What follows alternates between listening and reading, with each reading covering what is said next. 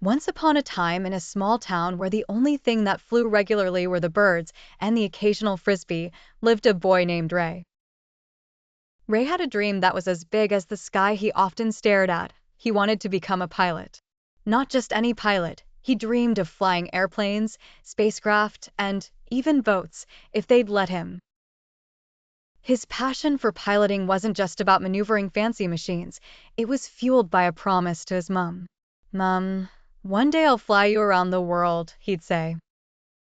She'd smile, pat his head, and wonder if he should start small, maybe with a bicycle. But Ray was determined.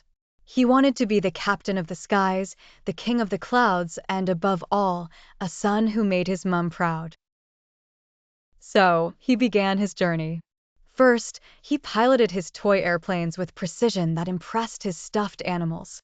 Next, he graduated to video games, where he not only flew missions, but also conquered alien invasions. But his ambitions needed more serious training. He took up swimming lessons, believing that if he could just manage to float, perhaps captaining a boat was within reach. People in the village thought Ray had too much imagination, but Ray knew that imagination was the first flight to achieving dreams. So, he studied hard and passed all the tests required to get his pilot's license. Yes, even the eye test that nearly made him trade his dream for a pair of glasses. Finally, the day came when Ray received his pilot's license.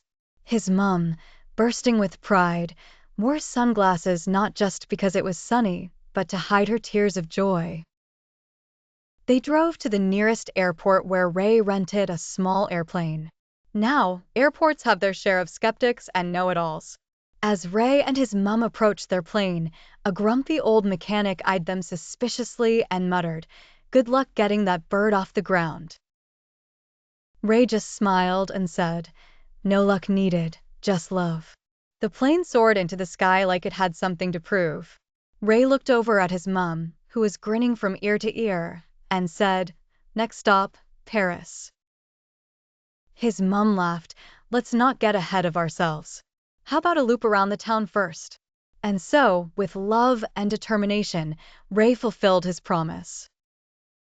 They may have only looped around the town that day, but in their hearts, they were already halfway across the world. And Ray kept flying higher and higher, proving that dreams, like airplanes, need only a runway and a bit of wind to take off.